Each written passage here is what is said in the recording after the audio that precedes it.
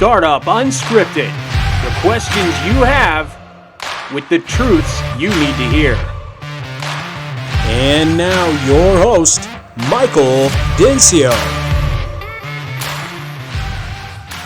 All right, guys, here we go. Another round here of Startup Unscripted. We are rolling it back, just like I said in the preview. And I'm super excited today because we got a special guest here, a guy that I respect and have been watching for many years.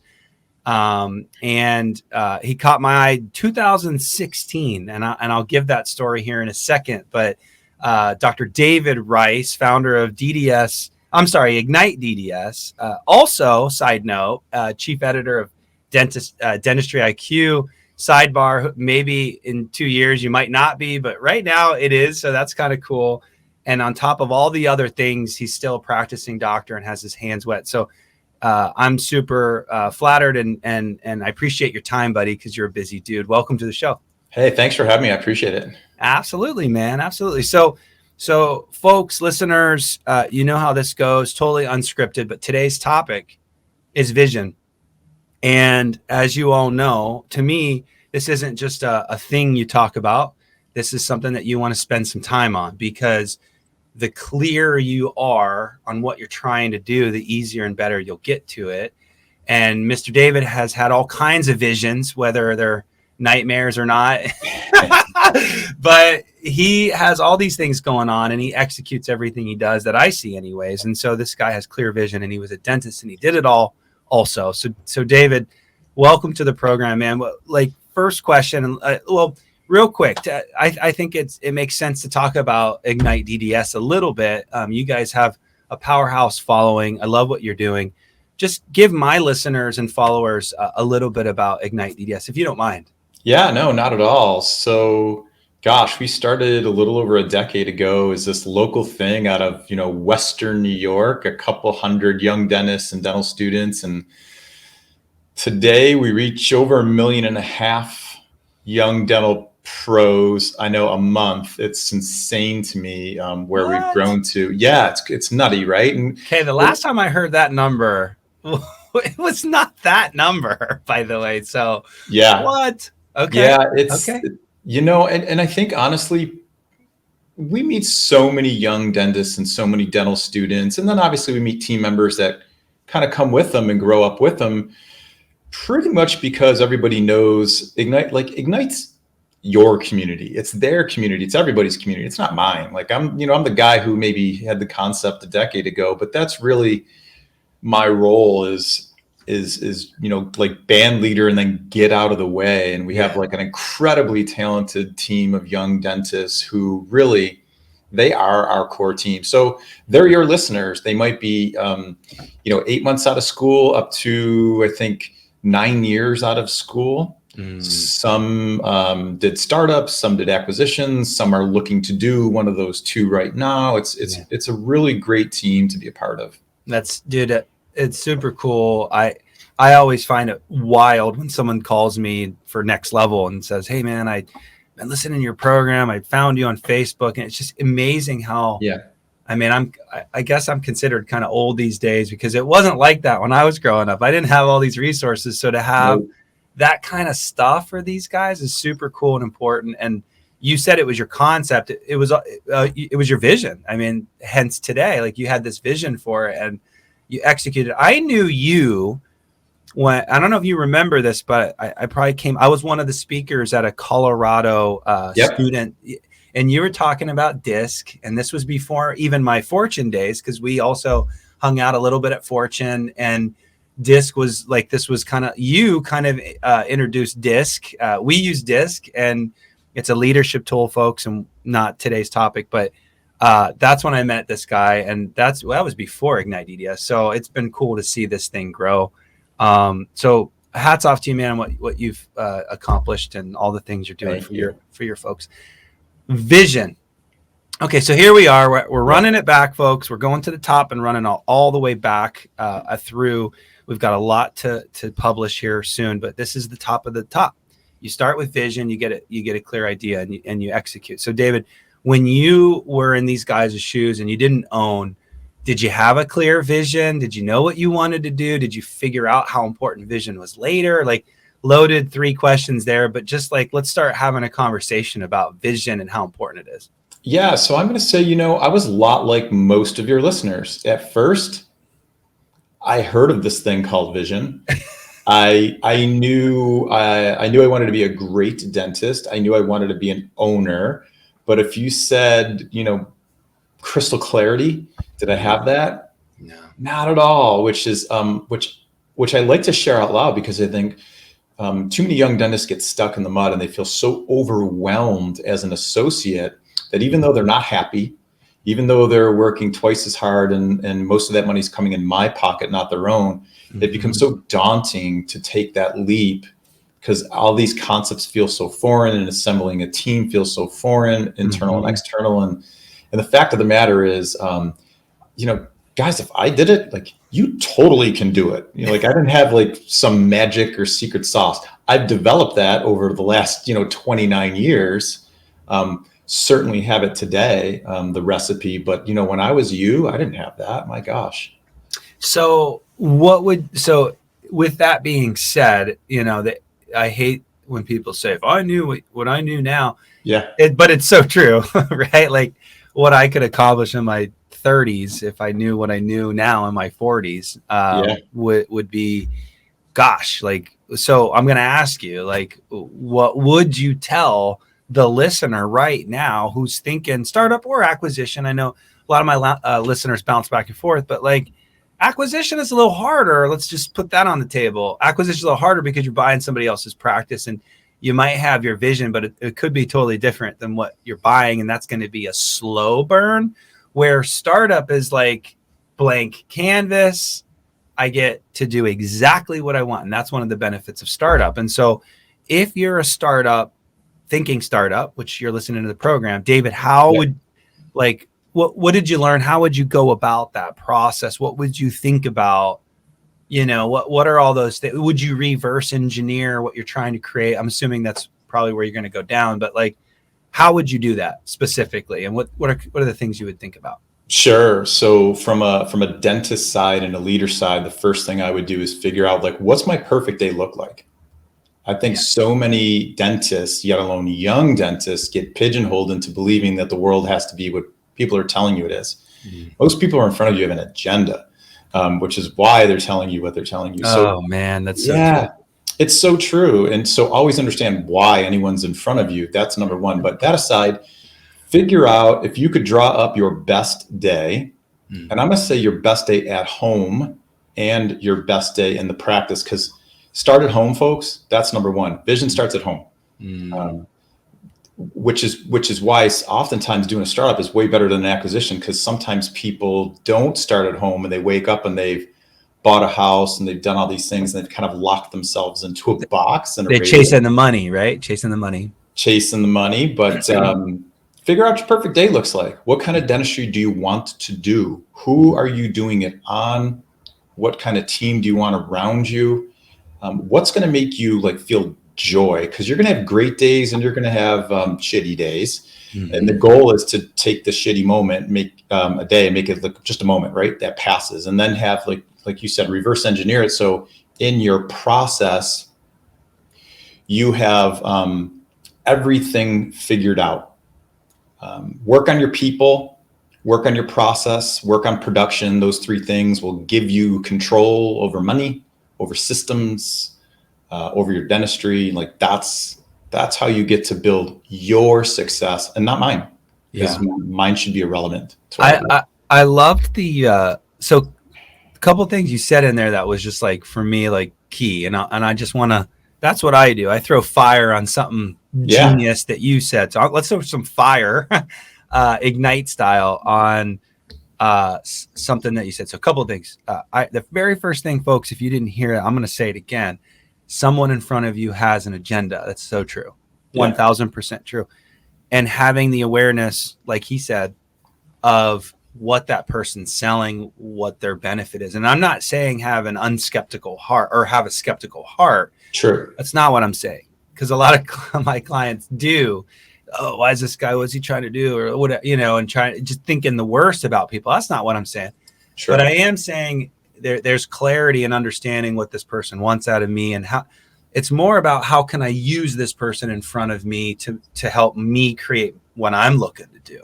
Less what he or she's forcing on me, but more of this is what I'm trying to create. How can I use this guy or gal's talents to help me create that? 100%. So I love that. And then the other piece was, reverse engineering. And I just had a conversation with a doctor this week, and he's not making any money. His rent's out of control. Just in general, you can't fix rent, but his wages are also way out of control. And every single person, including his CPA, is saying, you got to do more. You got to do more. Production, collections. And he's chasing. And he can't find a hygienist to work for him. Seattle, right? That never happened. Everywhere, by the way, but extra here. And we just keep doing it. Can't find him. I'm like, well, have we ever talked about like reverse engineering on what you're trying to do and actually slim down?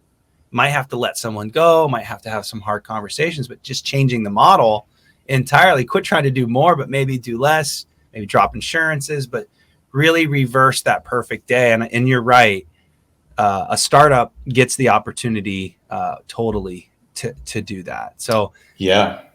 I like what you said there too. You said something super important that maybe some of you didn't quite hear is keep the vision, but how you get to the vision, your flexibility, your ability to pivot, like that's going to change. So when you have that perfect day in your brain and the dentistry you like to do in your brain and how much money and all that stuff, there's a multiple of ways you can get there. Don't marry those ways, but marry what you want out of life every day. How many times have you pivoted, David? I mean, honestly. Yeah, a bunch of times over the years. Yeah.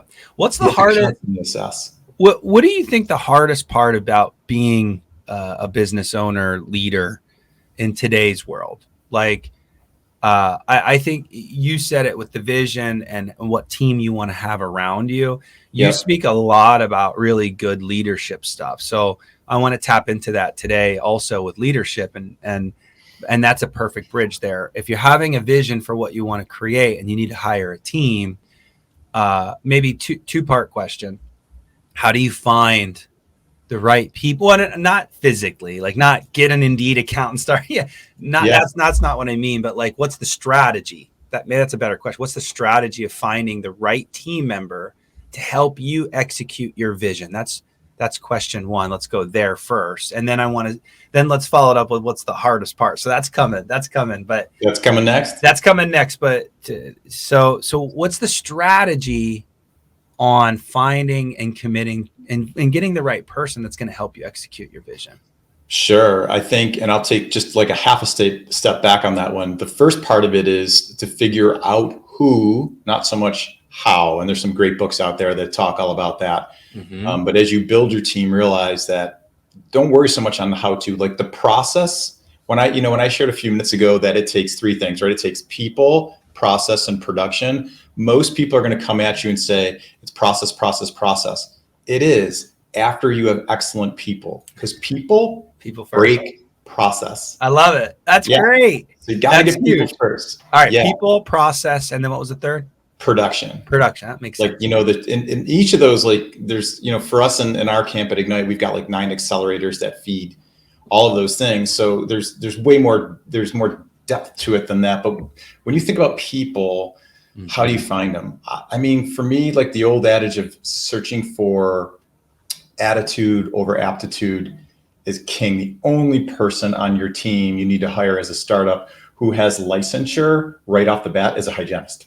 And quite honestly, if you're doing a startup, maybe you don't have a hygienist right away. Maybe that's something you grow into, but assistants, admins, just look for crazy talented people who love life, love to learn, and they're all in. And you meet them every day at restaurants. You meet them every day. It's like at a store, it's the person who doesn't just say, oh, it's an aisle 12. They're like, hey, let me go show you where it is. Exactly. And, go into every single situation as an opportunity and think like, I might meet the right person today. And that right person doesn't mean you have to hire them right now. Could be a month, could be a year. Like we have a Rolodex, going to go old school on verbiage, but we have a drawer full of resumes of people looking to practice with us at East Amherst Dental Center, because we've done that every day for 25 years. You get your team to help you do that? Oh my God, all the time. We just tell them, listen, constantly be on the lookout for the next great talent. And I'll tell you God's honest truth. In 25 years, we've turned over 2 team members. That's my gosh. Yeah, we don't turn team over, which is part of the people game, right? You're going to meet a million consultants. They're going to talk to you about culture. Yeah. Culture is like such a generic term. It is. It's about character. Just like vision is. Just like vision right? But if you think about like, learn to lead from character, learn to build a team with character. Then people don't come and go for $5 an hour. You know, they're not looking for the greener grass. They get it. They buy into your vision. So for me, it's try to hire the right people and then invest and over-invest in them. And don't worry about if they leave. Just worry about making them the best possible human you can make them. And they're going to understand that you're different and want to stay. Okay. Because we're on the vision part, you said hire and they'll get excited about your vision. Yeah. Okay. So let's tie that back. Okay. So by the time you're looking for a team, you better have a vision crystal. For sure. Because if you can't get someone on the vision train, you're going to fail right out of the gate. I get the call, I get the text, I get the emails all day long. Can I afford this guy or gal for $25, $27, $32, $37? Yeah. Like, dude, it's not about that conversation, right? Like, I get it. There's definitely the metrics, and we need to focus on the metrics, but it's the right person. So, and I'll add a little piece. I've heard this before, that your parents are the best. Their parents are the best trainers. And have you heard that before? Yeah, that's a great one, right? So yeah. And then there's a great book, and you mentioned books, the Nordstrom Way. I've read that one a long time and a few times, and it's all about going kind of like the extra mile, and that whole walking you to the aisle and walking around the counter and handing that bag and just over the top. We've lost that in 2023. Everybody blames it on COVID. Don't fall into that crap. You have to next level that. And so, okay, cool. So David, when you're going through the interview process, just getting a little bit tangible here, how do you pull that out? How do you know if the person right across the way from you gets your vision, or how, like, do you explain your vision in your interviewing? And that, like, how do you make sure they're on board with your vision? How do you guys do that? 2 people in all the time? Like, that's wild. So what are you doing? Like, let's learn from that. Like, how do you get your vision across? So I'm going to say the first piece of it is we just ask a lot of questions. I want to be radically curious. And I want to let the person know on the other side of the table, like I'm interested in you. Mm-hmm. Quite frankly, like, I don't care about the dentistry right now.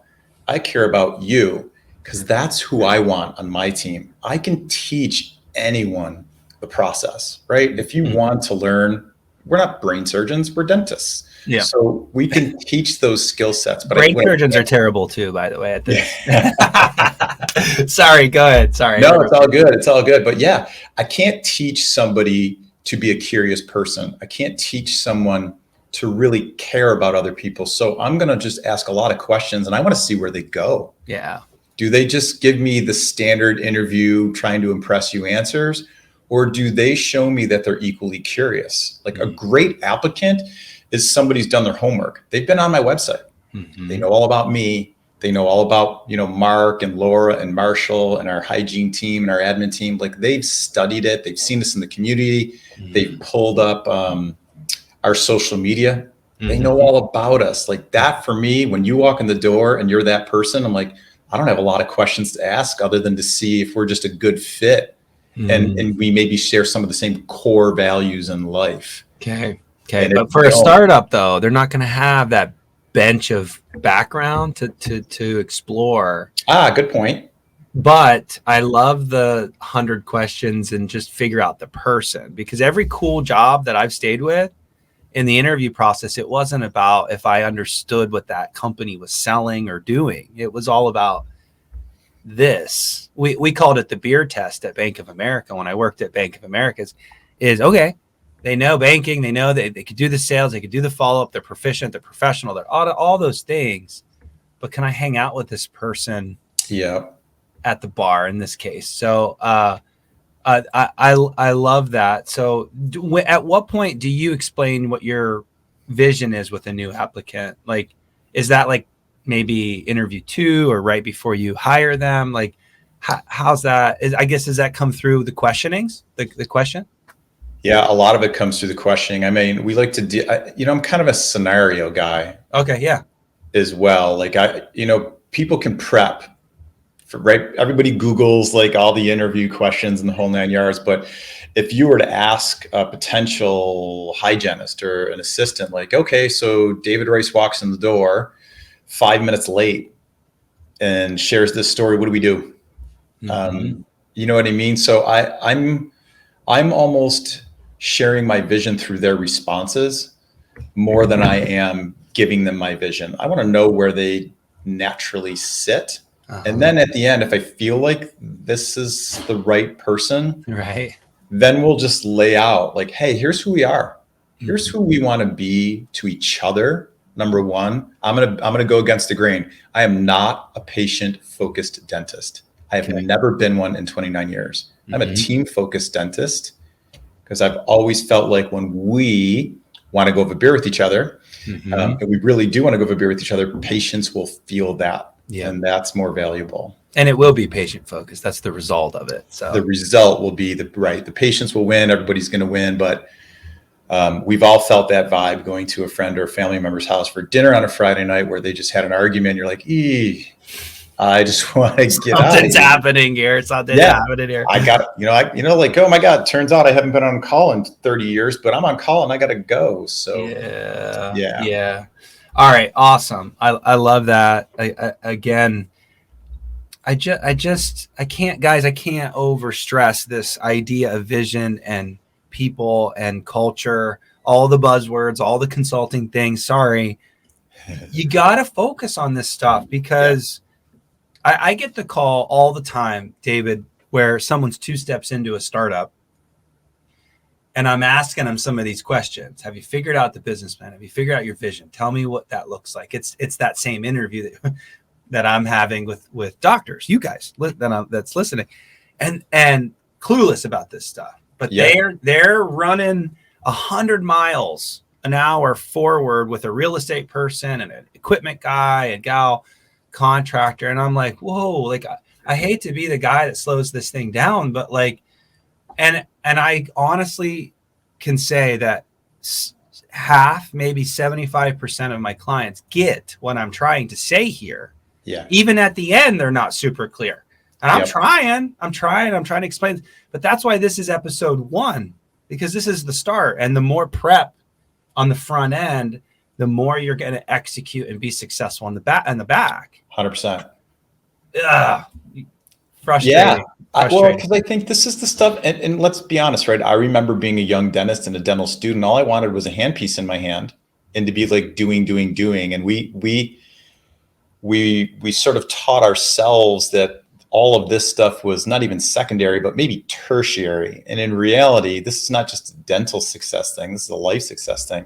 Yeah. It's 90% vision and the team you build around you and 10% the dentistry. Isn't that the truth? Because I always say like the best dentists in town, I don't even know who they are. Why? Because they're probably not successful. Yeah. They're probably the best. They have no, their margins are amazing. They're, but I don't even know them because they're terrible at the other 90%, like you just said. So focus on that, folks. Because again, I've said a lot about, we win against the DSOs.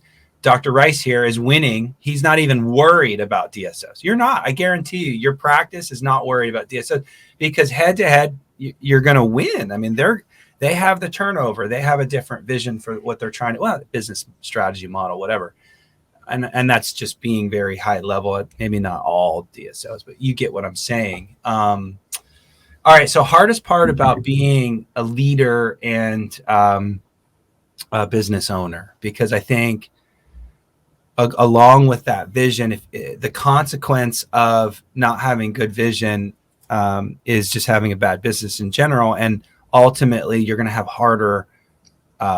harder way with team and the business in general without vision. So what is the consequence? What's the hardest part about being a leader owner?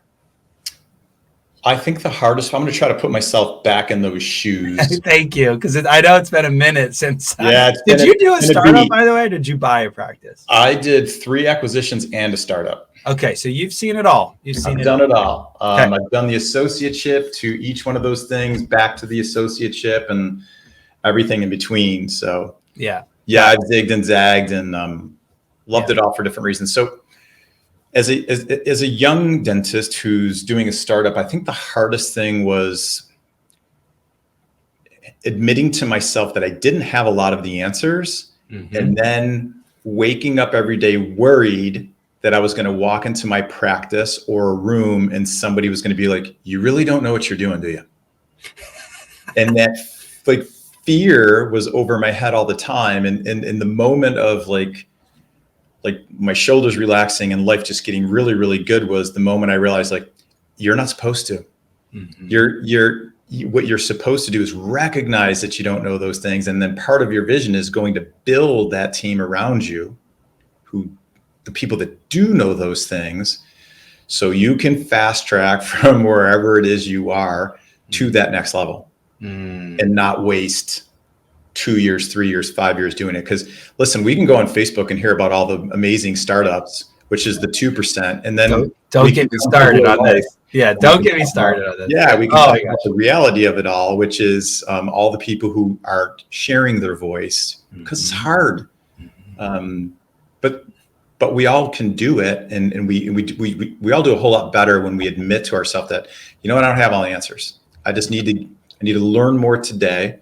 I need to get more streamlined today. I need to surround myself with better people today, so tomorrow and next month and next year, I'm in a better spot. I love that. So maybe the hardest part to rewind that question and answer is being honest with yourself about how little you know. Yeah. My quote, I don't know if it's gone viral at this point. I don't think it has, but I always say, get comfortable with being uncomfortable. For sure.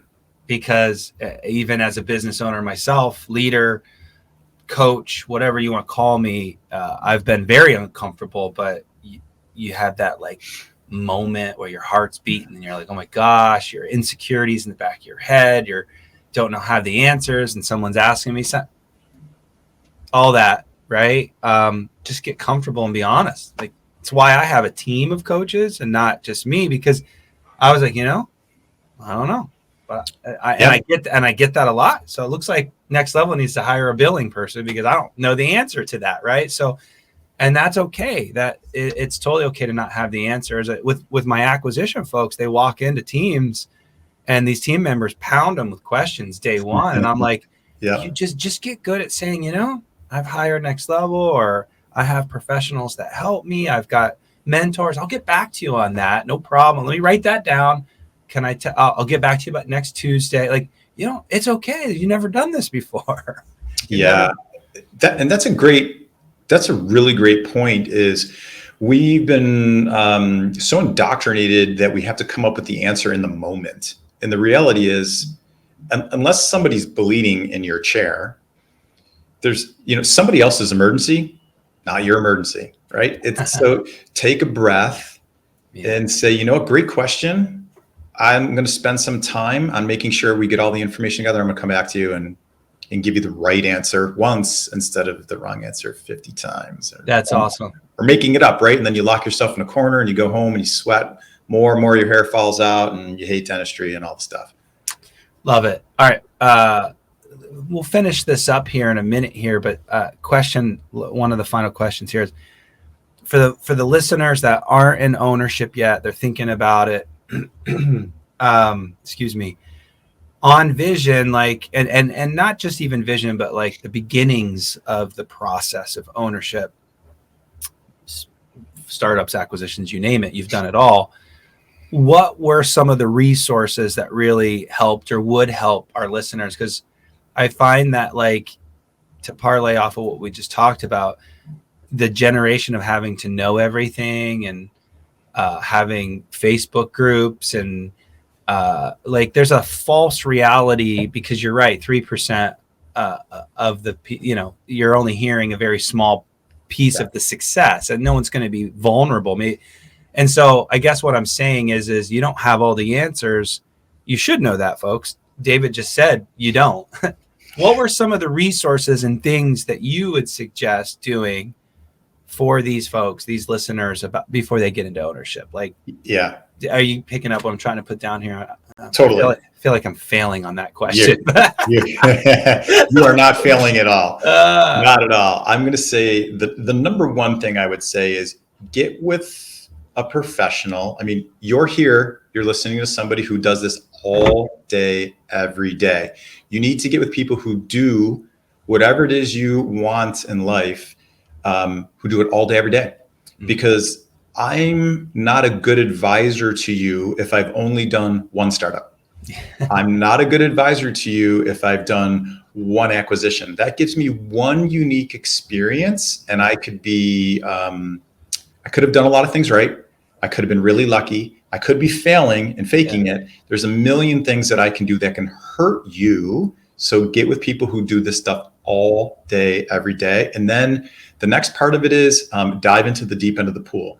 Don't listen to 20% of it or 50% of it. Like, follow the process 100% or minimally 90%, and trust that it's, all these kinks and things that you don't know about, they've all been worked out.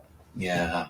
Give it the best chance for you to succeed, because you're the one who's spending the time and the money, and this is your vision. So find a small circle of people, trust them. I'm going to say this: get off Facebook groups. So true. Get off of them, because again, most of the information, it's not information, right? It's affirmation. You feel good about it. Oh gosh. That's not great advice.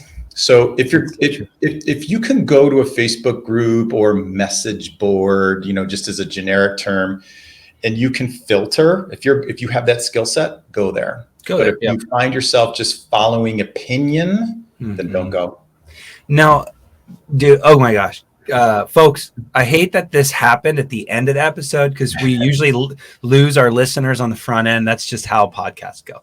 Yeah. If I could take that and throw it in the beginning, and Dan, my editor, hey, maybe we throw that in the front, because that is gold. I now, don't get me wrong, like, Next Level gets found by those groups, right? 100%. And so you can find some cool stuff there, but I think, to your point with the filtering, like, hey, what's a really good deal on intraoral cameras? Sure, that's a great Facebook post. Like, let's talk about the pros and cons, and it's very black and white, almost binary. But like, do not take advice from a New York doctor, downtown New York. They have different problems than a Kansas or an Ohio doctor, than a California doctor. Like, these are extreme cases. How could you take advice from that? Even this podcast, shoot.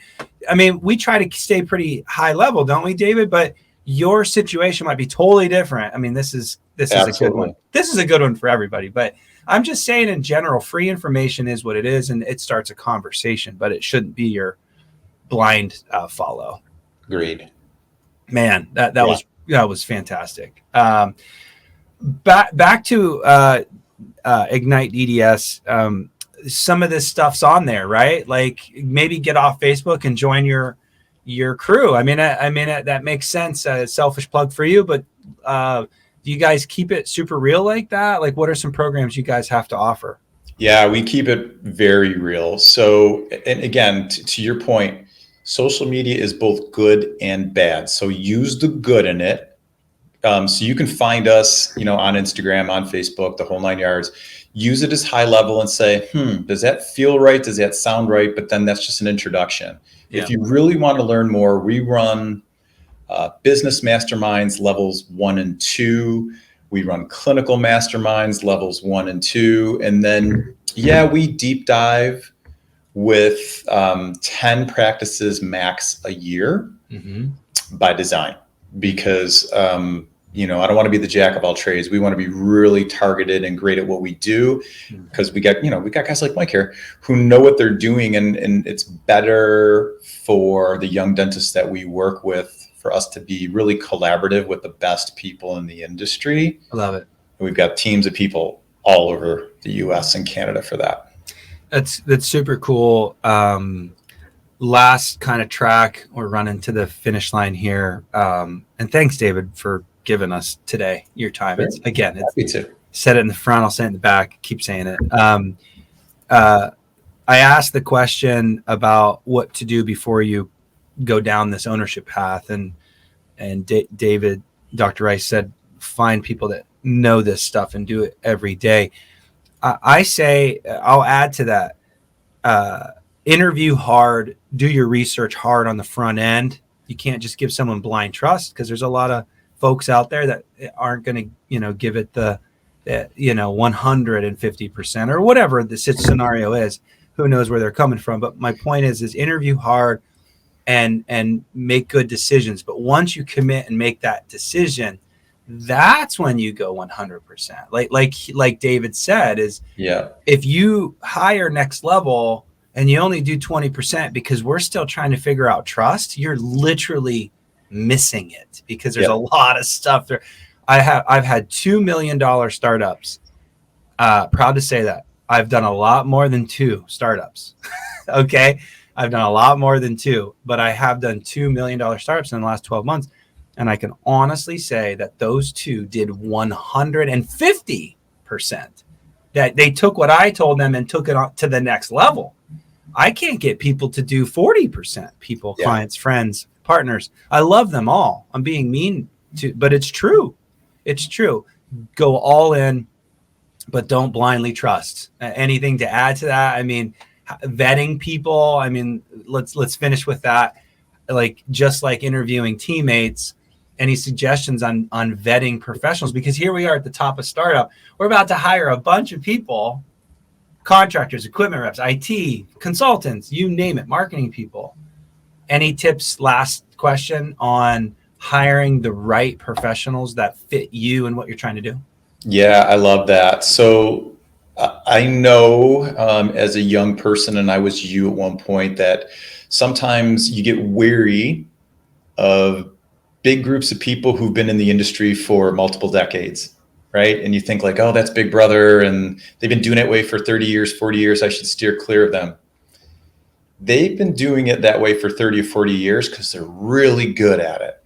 So I would say, hold a lot of those folks who've been in the game for multiple decades in high esteem, and you can narrow the ocean of people out there by sticking in tighter circles of people who've not only done this well, for 6 months, but who've been done it for a while, in a lot of ways. And we all know each other. So when you hear the same name pop up a half a dozen times as it's a great person, that's a great person, they have a great gig, their clients do really well, make a list. And then if you don't hear their name multiple times and it's someone you're interviewing, ask. Now, professional people might be quiet, but quiet tells you a story that maybe this should be my 3rd or 4th choice, not my 1st choice. But, ask. I love that. That's great. David, thank you so much. Yeah, appreciate you. Below, we're going to have some information on Ignite DDS. Of course, you all know Dentistry IQ. Don't need to plug that one. But just in general, I want you guys to be able to get a hold of this man and his organization, because what they're doing for you all is super cool. Just like this podcast is a big give.